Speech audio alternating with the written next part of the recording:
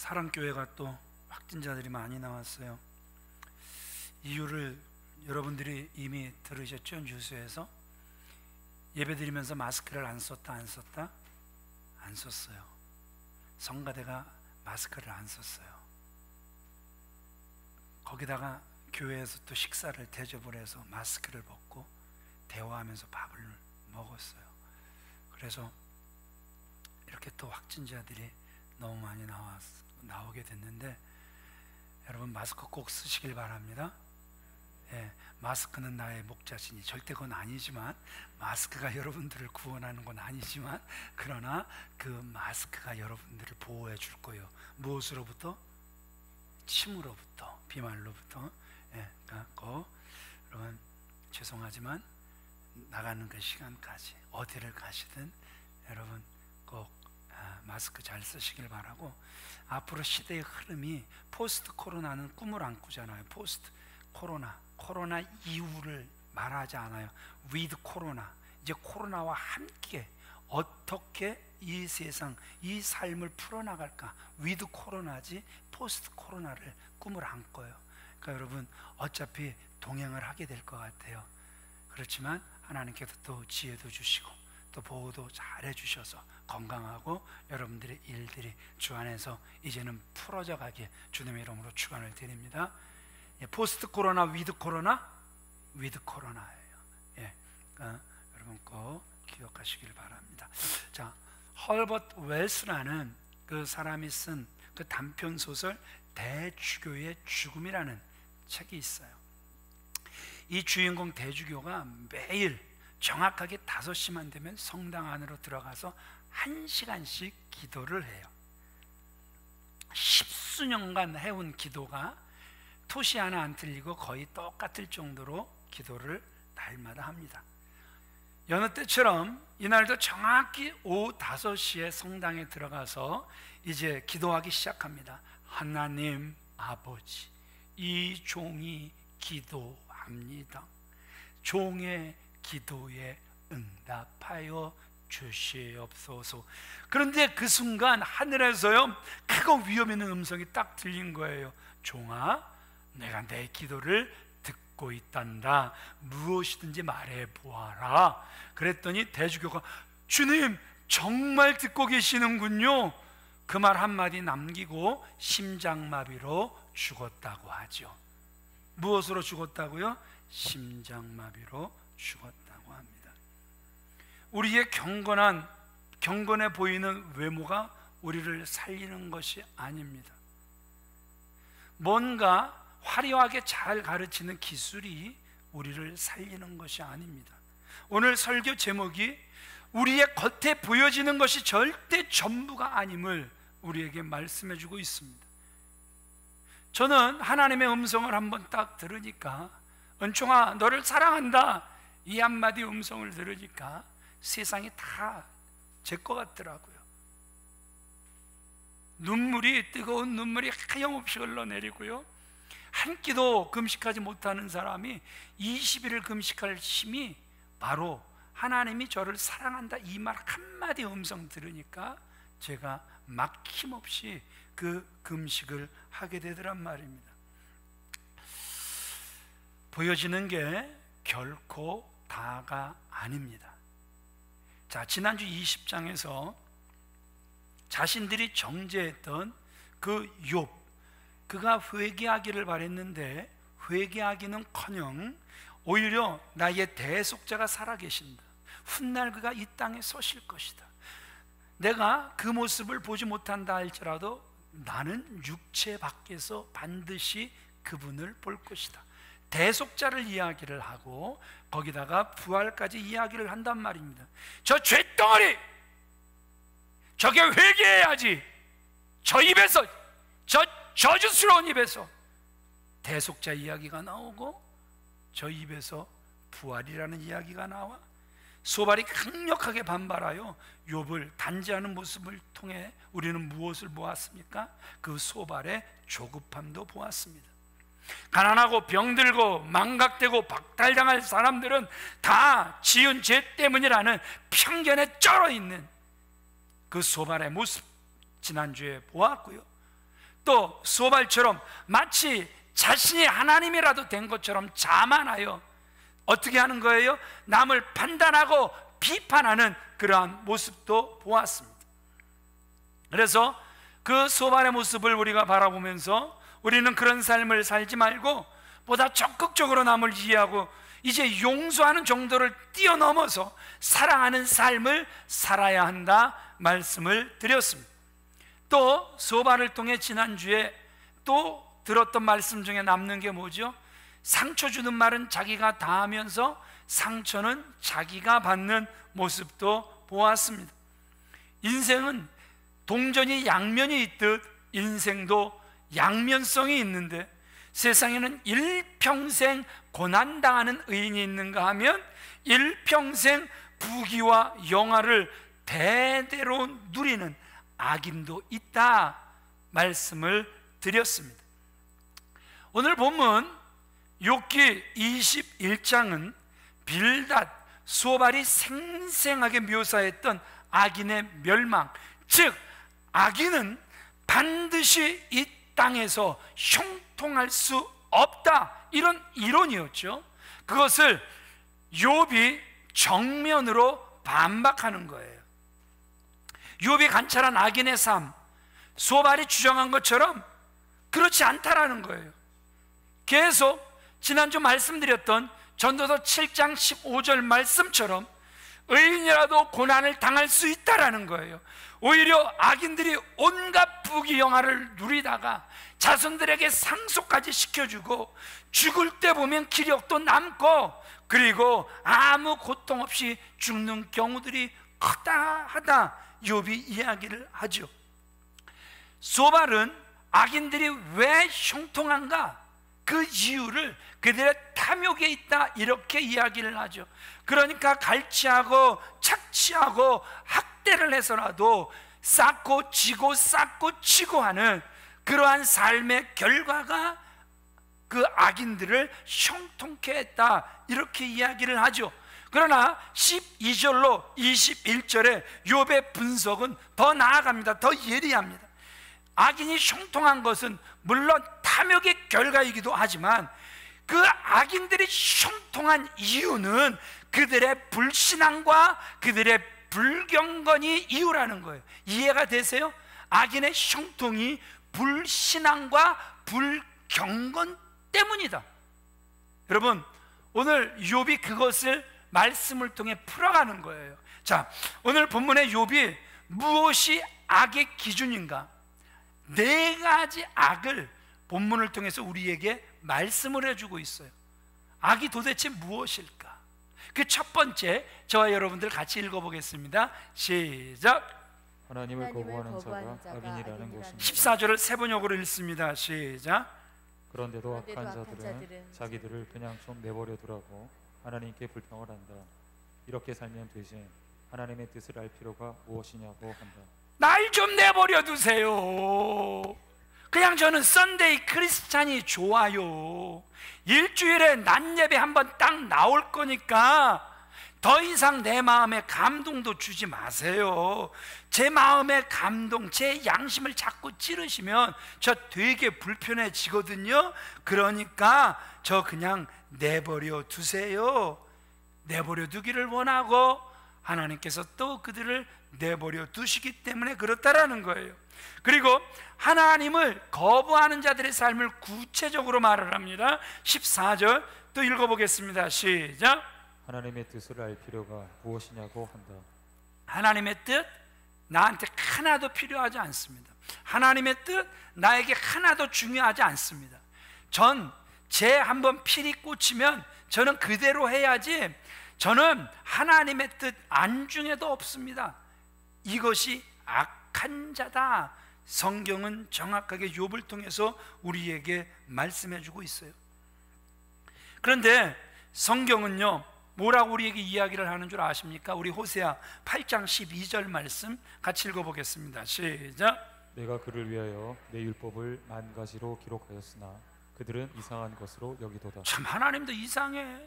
그냥 나 종교인 할 건데 뭐 이렇게 율법을 망가지로 만들어놔서 왜 나를 이렇게 복잡하게 하는지. 그런데 하나님은 그 율법을 왜 만드셨다고 기록하고 있어요? 그들을 위하여, 나를 위하여, 우리를 위하여 율법을 분명히 만드셨다 기록을 하고 있단 말입니다.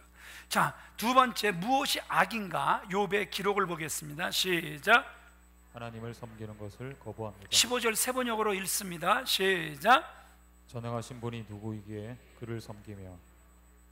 전능하신 분이 도대체 누구야? 어디에 계셔? 그래, 계신다고 해. 그렇다고 내가 왜 그 하나님을 섬겨야 돼? 전능하신 하나님, 그분 섬길 필요가 없다는 것입니다. 왜 하나님을 섬겨야 해? 왜 우리가 하루 종일 예배해야 해?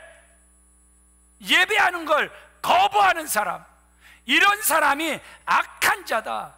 욥은 우리에게 분명히 기록을 하고 있습니다. 어떻습니까? 여러분들은 예배하는 걸 기뻐하십니까? 예배를 거부하십니까? 물론 우리는 예배를 기뻐합니다. 이렇게 열이면 열, 백이면 백, 다 그렇게 말씀하실 거예요. 그러면 여러분들에게 이렇게 질문하고 싶어요. 이 날은 주의 날입니까? 내 날입니까? 알긴 우리가 너무나도 잘 알아요.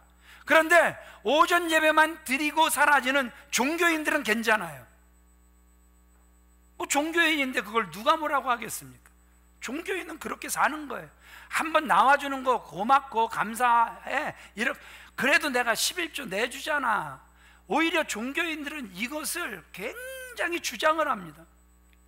감사하죠. 종교인이면서도 일주일에 한 번씩 나와주시고 거기다가 또 11조까지 이렇게 내주셔서 주의 일을 하는데 보탬이 되게 하시는 것 되게 감사하죠. 그러나 여러분, 우리는 종교인이 아닙니다. 우리는 신앙인 줄 믿으시면 아멘 하시기 바랍니다. 이 날은 주의 날인 줄 믿으시면 아멘 하시기 바랍니다. 예, 이 날은 철저하게 주의 날이지 내 날이 아니란 말입니다. 예배하는 것, 하나님 섬기는 것을 입으로는 좋아한다고 하면서 내 삶은, 내 행동은 거부하는 이런 악한 삶을 살아가지 않는 저와 여러분들이 다 되어지시길 우리 주 예수 그리스도의 이름으로 축원을 드립니다. 하나님이 어떤 사람을 찾으십니까? 요한복음 4장 23절 말씀 같이 읽어보겠습니다. 시작. 아버지께 참되게 예배하는 자들은 영과 진리로 예배할 때가 오나니 곧 이때라. 아버지께서는 자기에게 이렇게 예배하는 자들을 찾으시느니라. 참되게 예배하는 자, 영과 진리로 예배하는 자, 이런 자들을 지금도 하나님은 찾으신다라는 거예요. 그 주님의 눈에 띄는 자들, 그 주님의 마음에 합한 자들이 되어지시길 우리 주 예수 그리스도 이름으로 축원을 드립니다. 며칠 전에 고상철 장로님이 전화를 하셨어요. 목사님. 네, 장로님. 왜요? 저랑 식사 함께 하시죠. 왜요, 장로님? 무슨 일 있어요? 아이고, 제가 은퇴를 하잖아요. 주님의 은혜로 이렇게 달려오게 하셨는데 또 하나님께 감사하며 또 목사님 또 함께 같이 식사하고 싶어요. 그러니 얼마나 기뻐요. 지금까지 하나님의 은혜로 달려오게 하셨다 했는데, 그래서 우리 장로님하고 이렇게 함께 식사를 했어요. 그리고 이제 나중에 식사가 끝나고 우리 장로님이 간증을 하시겠다고 간증을 하시는데 한 30-40분 이상 우리 장로님의 간증을 들었어요.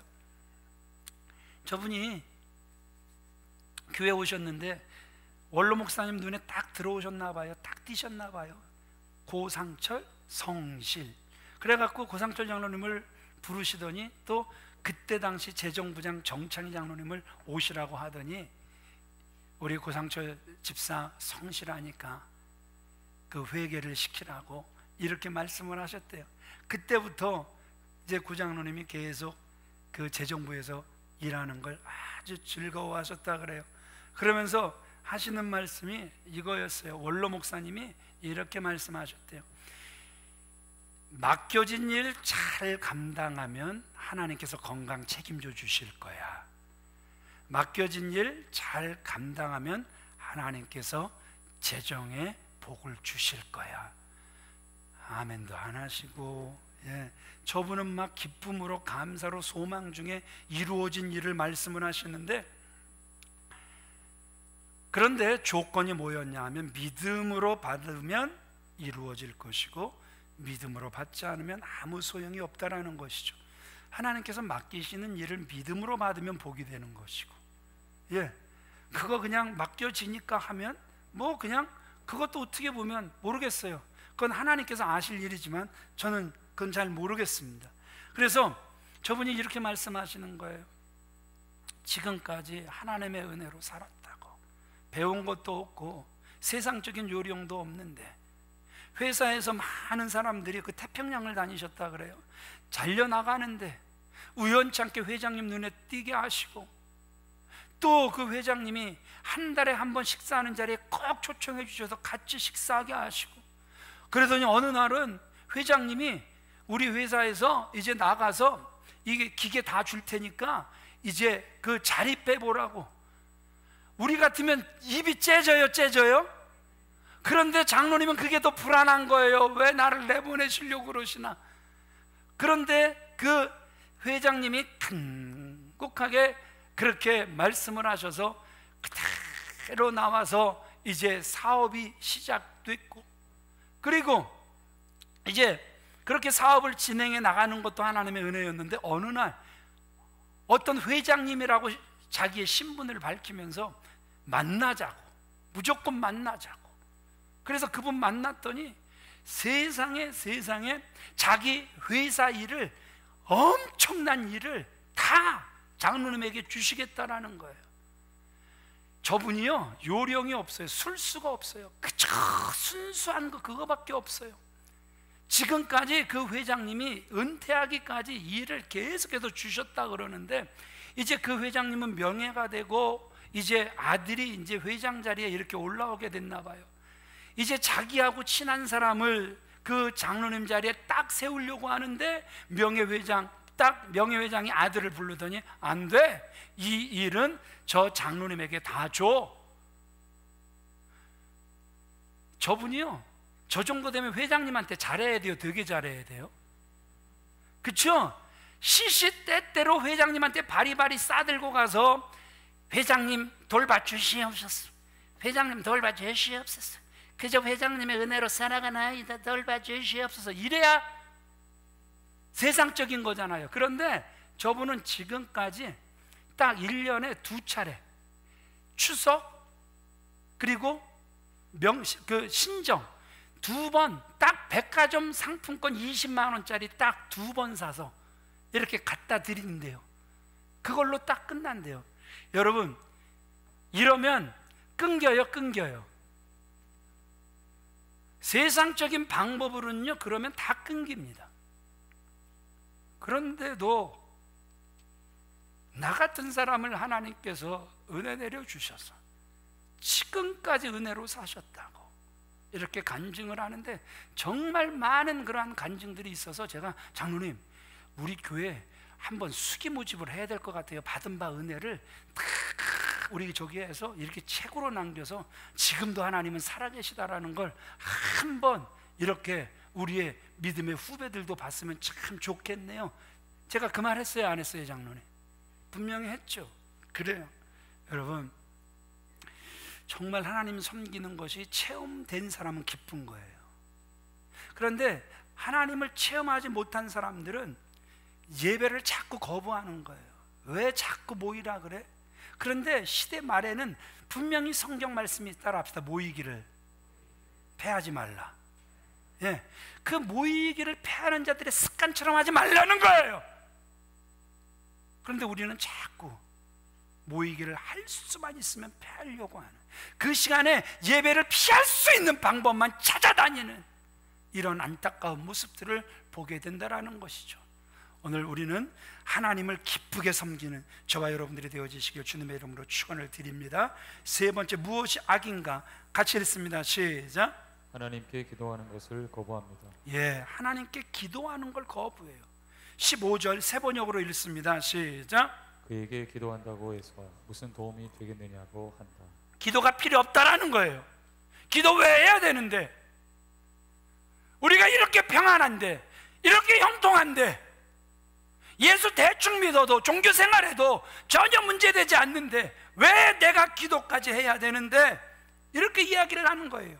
오직 저들의 관심은 무슨 이익을 얻는 데에만 초점이 맞춰져 있단 말입니다. 그래서 기도, 그 시간에 나는 일할래, 그 시간에 나는 사람 만날래, 오히려 사람과의 관계를 더 중요하게 생각하는 이러한 안타까운 모습들도 보게 되는데, 욥은 그것이 악이라는 것이죠. 시편 116편 2절 말씀 같이 읽어보겠습니다. 시작. 나는 평생에 기도하리로다. 나는 평생에 뭐하리로다? 기도하리로다.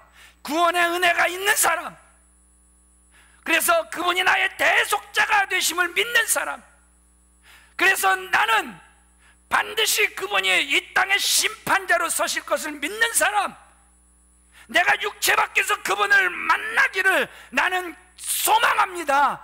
기도하는 사람, 이러한 사람들은 정말 기도가 즐겁고 고맙고 감사, 이건 노동이 아니라 기쁨이 되는 거란 말입니다. 하나님께서 사랑하시는 귀한 믿음의 성도님들, 평생의 기도자가 되시길 우리 주 예수 그리스도 이름으로 축원을 드립니다. 네 번째, 무엇이 악인가 같이 읽습니다. 시작. 하나님이 주시는 복을 인정하지 않습니다. 16절 세 번역으로 읽습니다. 시작. 그들은 자기들의 성공이 자기들 힘으로 이룬 것이라고 주장하지만 나는 그들의 생각을 용납할 수 없다. 욥이 용납되지 않는 게 있어요.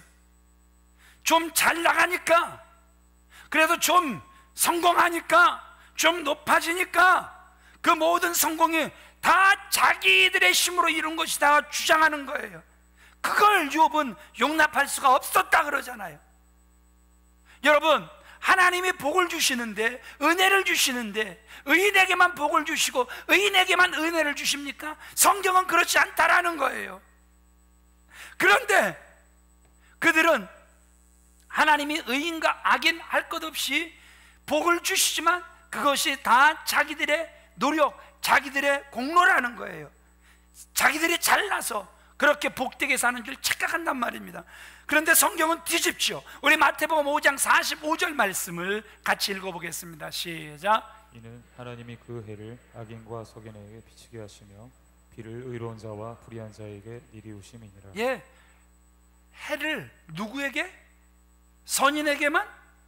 악인에게도 비춰주시는 거, 이게 복이잖아요. 은혜잖아요. 그죠? 그런데 거부하는 거 아니라는 거예요. 이건 당연히 있다라는 거예요. 진짜 그 애굽 안에서 일어났던 그 흑암이 그 악인들에게만, 그 세상 애굽 사람들에게만 임한다면 여러분, 그게 얼마나 큰 두려움이겠습니까?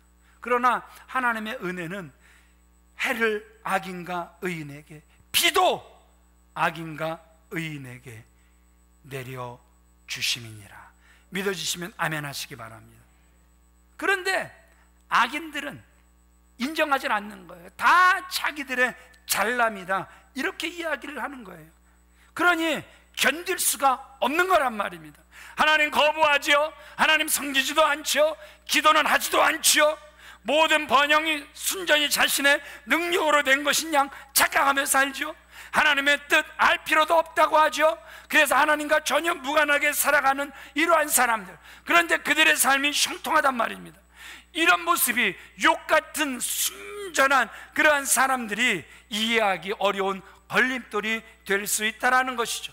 그러니 생각해 보세요. 이런 사람들에게 교회 가는 것 시간 낭비죠. 이런 사람들에게 헌금하는 것 바보짓이죠. 기도하는 것 우스꽝스러운 미신 행위죠. 어려운 이웃을 섬기는 것 미친 짓이죠. 선교 나가는 거 있을 수도 없는 일이죠. 그런데 보여지는 건 뭐라고요? 이런 사람들이 현실에서는 부귀영화를 누린단 말입니다. 그것도 죽을 때까지 징벌 하나 받지 않고서 말입니다. 욥이 계속해서 부조리한 현실을 이야기를 합니다. 18장 5절에서 빌닷은 악인의 빛 꺼지게 마련이고 그 불꽃도 빛을 잃고 만다, 이렇게 이야기를 했는데 욥은 실제는 그렇지 않다라는 거예요. 우리 17절 18절 말씀을 세 번역으로 읽어보겠습니다. 시작. 악한 자들의 등불이 꺼진 일이 있느냐? 과연 그들에게 재앙이 닥친 일이 있느냐? 하나님이 진노하시어 그들을 고통에 빠지게 하신 적이 있느냐? 그들이 바람에 날리는 검불과 같이 된 적이 있느냐? 폭풍에 날리는 겨와 같이 된 적이 있느냐? 없다라는 거예요. 이상하게 악인들의 삶이 너무 평탄하다라는 거예요. 폭풍에 날려버리는 것도 없다라는 거예요. 바람에 건물과 같이 된 적도 없다라는 거예요. 고통에 빠져본 적도 없다라는 거예요. 좀 하나님께서 좀 역사 속에 직접 개입하셔서 좀 악인들을 손봐주시면 얼마나 좋겠습니까? 그런데 그렇지 않다라는 거예요. 19절로 22절, 악인의 징벌이 자자손손에게 미친다라는 친구들의 그 주장을 반박하기 위하여 욥은 죄에 대한 책임은 본인이 져야 된다, 이런 견해를 제시를 해요. 19절로 20절 말씀 같이 읽어보겠습니다. 시작. 하나님은 그의 죄악을 그의 자손들을 위하여 쌓아두시며 그에게 갚으실 것을 알게 하시기를 원하노라. 자기의 멸망을 자기의 눈으로 보게 하며 전능자의 진노를 마시게 할 것이니라. 자, 분명히 출애굽기 20장 5절, 신명기 5장 9절 말씀 이렇게 보면 아비의 죄를 자손 몇 대까지 갚으시겠다? 3, 4대까지 갚으시겠다. 복은 1000대까지 내려주시는데 악은 3, 4대까지 갚으시겠다, 이런 말씀이 있단 말입니다. 친구들 똑같이 연자적 징벌죄를 말하고 있어요. 욥도 이 사실을 동의를 해요. 우리 19절 다시 읽어볼까요? 시작. 19절 시작. 하나님은 그의 죄악을 그의 자손들을 위하여 쌓아두시며. 죄는 누구를 위하여 쌓는 거다? 우리가 복도 자손들을 위하여 분명히 쌓습니다. 제가 그 은혜를 누리고 있습니다. 그런데 오늘 성경은 분명하게 악도 누구를 위하여 쌓는 것이다? 자손들을 위하여 쌓는 것이다, 우리에게 말씀해주고 있단 말입니다. 그러면서도 욥은 벌은 자손들이 받는 것보다 벌은 본인이 받아야 한다, 이렇게 말을 하고 있는 거예요. 그 이유는 죄를 지은 사람이 벌을 받는다면 스스로 받아야 하지만 죄를 깨닫게 되지 자손들에게 이어진다. 이것은 책임 회피가 될 수 있기 때문에 그렇다라는 것이죠. 여러분, 우리 자녀들이 잘못될 때 부모님들이 어떤 말씀들 많이 하세요? 아이고 내 죄 때문인가 봐, 내 죄 때문인가 봐. 그저 부모들은 자식들 잘못 때문에 아이고, 그래서 청년 때 죄를 끄집어내고 중년 때의 노년의 죄를 다 끄집어내서 다 회개하려고 하는 이러한 모습들을 보게 된단 말입니다. 여러분, 오늘 성경이 다시 한번 저와 여러분들에게 큰 교훈을 주고 계세요. 차라리 내가 당하는 게 낫다라는 거예요. 그렇죠? 예, 그래야 차라리 은혜를 입어 깨닫기라도 하잖아요. 그런데 그렇지 못하고 끝내는 그러한 사람들이 정말 많다라는 것이죠. 자, 부조리한 것들을 욥이 계속해서 이야기하고 있습니다. 23절로 25절 같이 읽어보겠습니다. 시작. 어떤 사람은 죽도록 기운이 충실하여 안전하며 평안하고 그의 그릇에는 젖이 가득하며 그의 골수는 윤택하고 어떤 사람은 마음의 고통을 품고 죽음으로 행복을 맛보지 못하는도다. 인생의 양면성을 계속해서 이야기하고 있죠. 참 보세요. 한평생을 호화호식하며 사는 사람이 있는가 하면 또 한평생을 죽도록 고생만 하는 사람이 있다라는 거예요. 같은 인간으로 태어난 누구는 그렇게 편하고 누구는 그렇게 고생을 해야 하는지, 이 전도서 7장 15절 말씀의 반복이란 말입니다. 그래서 사람들이 세상 사는 거 공평치 않다, 이 말이 어떻게 보면 이해가 되기도 하더란 말입니다. 딸의 인공호흡기에 스위치를 끈 그래서 결국 딸을 죽게 한 비련의 아버지가 구속됐다라는 그 뉴스를 오래전에 들은 적이 있어요. 불치병에 걸린 딸 때문에 오랜 세월 동안 고통을 당하다가 감당할 수 없는 그러한 빚만 지게 되죠. 어느 날 그 아내와 그 문제로 대판 싸우다가 이제 절망 가운데 그 딸의 생명선의 스위치를 꺼버립니다. 그의 행동이 정말 잘못됐지만 그가 지금까지 당한 고통을 생각하면 여러분 얼마나 가슴 아픈 사건입니까? 장애인 자녀를 둔 부모들을 보면은요, 그 고통과 고생 그 누구도 상상할 수 없는 것을 여러분 현실에도 당하고 살아요. 제가 청소년을 이렇게 문화센터를 이렇게 돌면은 괴성을 지르는 그 34살의 기독이라는 아이, 이름이 기독이에요. 기독교의 그 기독. 예. 그 아버지가 그 아들을 이렇게 묶어서 계속 이렇게 끌고 다니는 거예요. 그러니까 뭐 학대한다 막 신고도 많이 들어가고 막. 그런데 그게 학대가 아니에요. 뇌속마비로 태어난 아이 어떻게 해서든지 걷게 하려고 그 아이를 아주 호되게 훈련을 시켜서 그 뇌속마비 아이가 얼마나 잘 걷는지 몰라요. 하루 종일 아침부터 저녁까지 걷게 하는 거예요. 그리고 저녁 때 들어가면 이렇게 밥 먹여서 씻겨서 재우면 그 아이가 너무 잘 이렇게 잔다 그래요. 근데 옆에서 볼 때 정말 안타까운 거죠. 직장도 다 관두고 그 아들 하나에게 매달리는 거예요. 그 엄마도 약간의 장애가 있으셔요. 그래서 정말 그 나라에서 주는 그 약간의 돈을 가지고 그렇게 살아가는데, 이분은요, 이분만 지나가면 계속해서 하나님의 말씀이 계속 들려지는 거예요. 그분이 위로받는 건, 그분이 소망을 갖는 건, 그 절망적인 상황 속에서도 기뻐할 수 있는 건, 그 아들을 사랑하지 않고, 그 아들을 포기하지 않고 사랑할 수 있고, 그 아들이 너무너무 예쁘게 보이는 건 하나님의 은혜가 그분에게 넘치니까 그 34년을 그렇게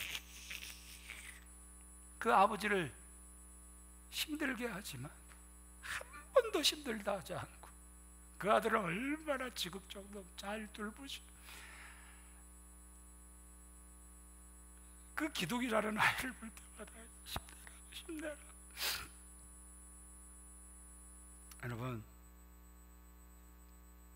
근데요, 다른 면에서 보면 그렇게 고통당하는 의인도 있는데, 다른 쪽에서는 한 끼 식사에 몇백만 원짜리 식사를 하고 클럽에서 밤새 술 먹고 마시고 여자 몇백만 원에 사서 음란하게 생활하는 흥청망청 쓰는 사람들, 그런 사람들을 보게 돼요. 하늘 하나님을 비웃으며 음란과 도박, 사업으로 큰 돈을 버는 사람들이 법망을 교묘하게 피해서 호의호식하며 살기도 해요. 전쟁을 일으켜서 수없이 많은 양민의 목숨을 빼앗은 자가 자신은 평안한 가운데 무덤으로 들어가요. 게다가 악인은 영웅으로 둔갑해서 막 칭송을 받기도 해요. 하나님을 삶으로 조롱하면서도 평온한 삶을 누리고 평생 돈 한 푼 안 나누고 탐욕으로 산 사람들의 자녀들이 그 불의한 돈으로 좋은 가외교사 두고 좋은 대학 들어가고 좋은 직장 얻어 승승장구하는 이러한 모습도 보게 된단 말입니다. 같은 인간인데도 이렇게 극과 극의 세상을 우리가 살아간단 말입니다. 이런 억울하고 불공평한 일을 당한 사람들, 욥이 6절에서 단식하고 있는 게 마음에 와 닿을 정도란 말입니다. 우리 6절 같이 읽어보겠습니다. 시작. 내가 기억하기만 하여도 불안하고 두려움이 내 몸을 잡는 것. 욥의 탄식이란 말입니다. 불안과 두려움, 우리를 충분히 엄습해 올 수 있단 말입니다. 죽을 죄 같은 큰 이유 없이 이렇게 상이한 삶을 성경은 무엇이라고 설명하고 있는 줄 아십니까? 우리나라 말로 일장춘몽이라고 말하고 있습니다. 한바탕의 난리 법석이죠. 그러나 지극히 짧은 순간일 뿐이죠. 26절 같이 읽어보겠습니다. 시작. 이 둘이 매 한 가지로 흙 속에 눕고. 이 둘이 매 한 가지로 어디 속으로 들어가더라? 흙 속으로 들어가는 거예요. 일반이란 말입니다. 아무리 이 세상에서 화려하게 산 사람이나 고통 중에 산 사람이나 일반이라는 거예요. 세상에서 명예를 가지고 화려하게 살았다고, 또는 세상에서 고난을 받으며 고통 중에 살았다고 그들이 흙 속에 들어가지 않는 법이 없다라는 거예요. 다 흙 속으로 동일하게 들어간다라는 거예요. 비슷한 시간에 생을 마치고 흙으로 돌아가더란 말입니다. 그런데 어떤 일이 흙 속으로 들어가니까 일어나는 거예요. 26절 이어서 읽겠습니다. 시작. 그 위에 구더기가 덮이는다. 그 위에 무엇이 덮인다? 구더기가 덮인다. 무덤을 파봤나? 어떻게 구더기가 덮이는 걸 알까? 여러분, 사람의 시체를요, 구더기라는 벌레가 파먹고 있는 모습을 말하고 있는 거잖아요. 화장품을 수백만 원짜리 바르면서 산 사람이나 맨 얼굴로 산 사람이나 운동 많이 해서 근육질인 남자나 그렇지 못한 남자나 성형을 해서 아주 예쁜 얼굴이나 그렇지 않은 얼굴이나 다 똑같이 무엇이 파먹더라? 구더기가 파먹더라. 이렇게 이야기하고 있단 말입니다. 무엇을 의미하는 거죠? 그거 그렇게 큰 거 화려한 거 아니라는 거예요. 별거 아니라는 거예요. 이 세상에서 그렇게 잘 꾸미고 화려하게 명예롭게 그래서 높게 이렇게 산 거 그렇게 큰 거 아니라는 거예요. 어차피 똑같이 흙 속으로 돌아가고 구더기가 파먹는데요. 여러분, 우리나라는 공통적으로 입관을 해요. 입관, 그렇죠? 입관을 하잖아요. 그렇죠? 입관하죠? 우리 입관 예배 드리죠? 예. 혹시 탈관하는 거 보셨어요? 탈관? 탈관? 20대 때 선배한테 이렇게 뭣도 모르고 끌려가갖고 와 그래갖고 뭐 무조건 뭐 선배가 부르는데 하늘 같은 선배가 부르는데 그냥 부르면 달려가는 거죠. 그랬더니 세상에 이제 관을 들어라. 아이고, 거기까지는 괜찮았어요. 갑자기 관을 쪼개 그냥 이렇게 뜯는 거예요. 그러더니 그 안에 돌아가신 분을 꺼내내는 거예요. 세상에, 그거 보고 밥을 못 먹었어요.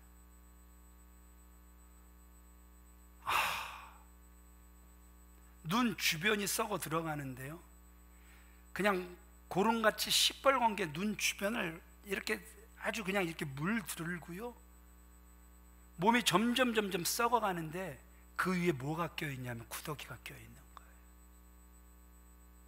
빨리 흙으로 돌아가라고 돕는 탈관을 저는 20대 초반에 이렇게 봤어요. 절대 나는 탈관은 안 할 거야, 이런 생각을 그때 했어요. 본인은 모르지만 보는 사람은 그거 진짜 징그럽더라고요.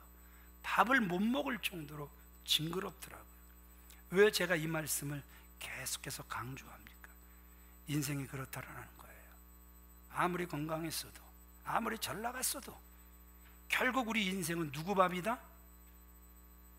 예, 하나님 없이 살면 사단의 밥이 됐다가 죽어서는 구더기 밥이 되는 거란 말입니다.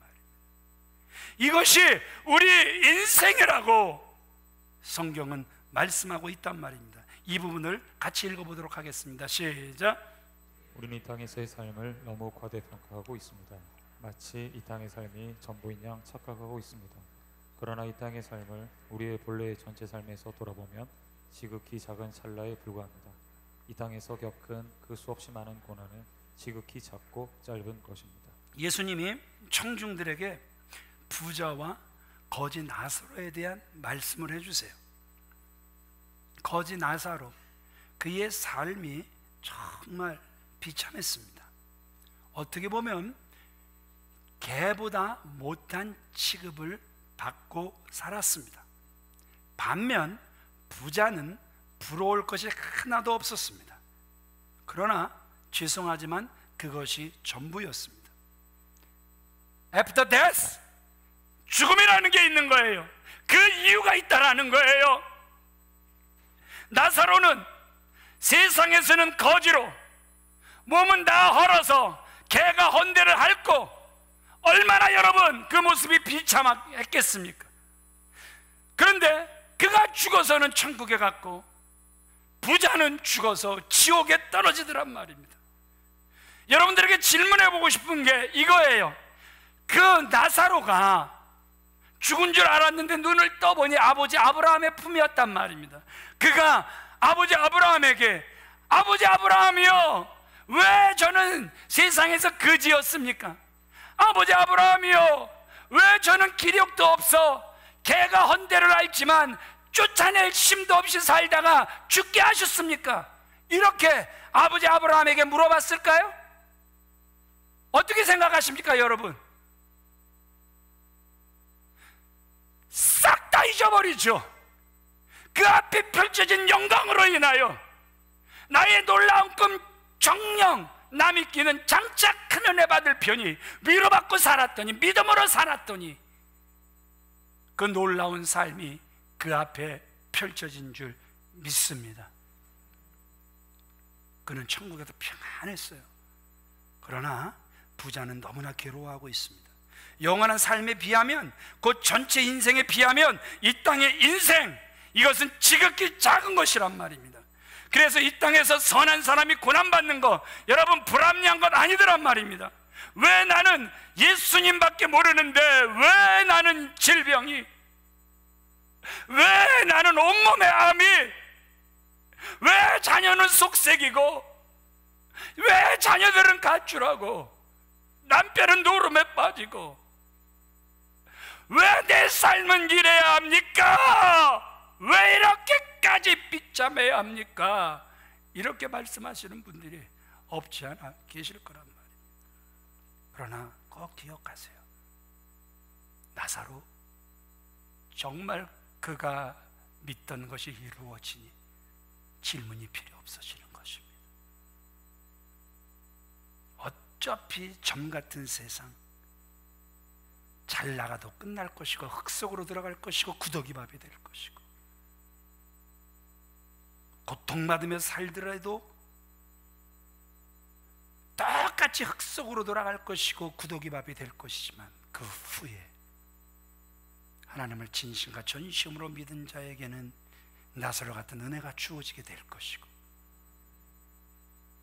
그러나 모든 게 형식이었던 부자 같은 사람에게는 지옥이라는 그 형벌이 기다리고 있음을 우리에게 보여주고 있다라는 것이죠. 일장 춘몽의 시대를 살면서 우리가 어리석은 것에 마음을 쓸 것이 아니라 영원한 가치를 가지는 믿음의 일에 마음을 써야 할 줄 믿습니다. 우리가 가는 길은 몸뚱이가 편하고 힘들고의 문제가 아니더란 말입니다. 우리가 가는 길은 영혼의 문제가 돼야 되는 거예요. 믿음의 문제가 돼야 되는 거란 말입니다. 그래서 고난 중에도 주님의 마음을 알아가고 주님의 마음을 품어가고 주님의 일을 행하고 있다면 그것이 지극히 행복한 것인 줄 믿습니다. 말씀을 마칩니다. 누가 의인이고 누가 악인입니까? 겉으로 보여지는 게 절대 다가 아닙니다. 복받은 거, 화를 당하는 것 가지고 판단하는 것, 지극히 어리석은 것입니다. 하나님과의 관계성에 의인과 악인에 대한 정의가 내려져야 되는 거란 말입니다. 따라합시다. 주여, 의인 만드셨는데 죄인처럼 살지 않게 하세요. 아멘이십니까? 의인 만드셨는데 악한 사람처럼 살아가지 않게 해달라고 늘 깨어 기도하는 저와 여러분들이 다 되어지시길 우리 주 예수 그리스도의 이름으로 축원을 드립니다. 우리 다 같이 자리에서 일어나셔서 어떤 사람이 악한 사람인가 예레미야 2장 19절 읽고 찬양하시겠습니다. 시작.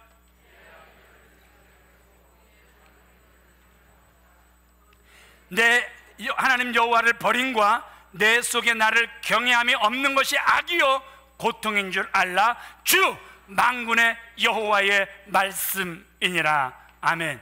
여호와를 버림, 그리고 말로 하는 거 하나도 중요하지 않아요. 말로 잘 가르치는 거 죄송하지만 하나도 중요하지 않아요. 내 속에 나를 경외함이 없는 것, 이것이 악이다. 오늘 하나님이 친히 우리에게 말씀하고 계시기에 항상 마음을 상대하시는 그 하나님 앞에서 우리의 마음이 올바르게 서 있는 저와 여러분들 다 되어지시길 우리 주 예수 그리스도의 이름으로 축원을 드립니다.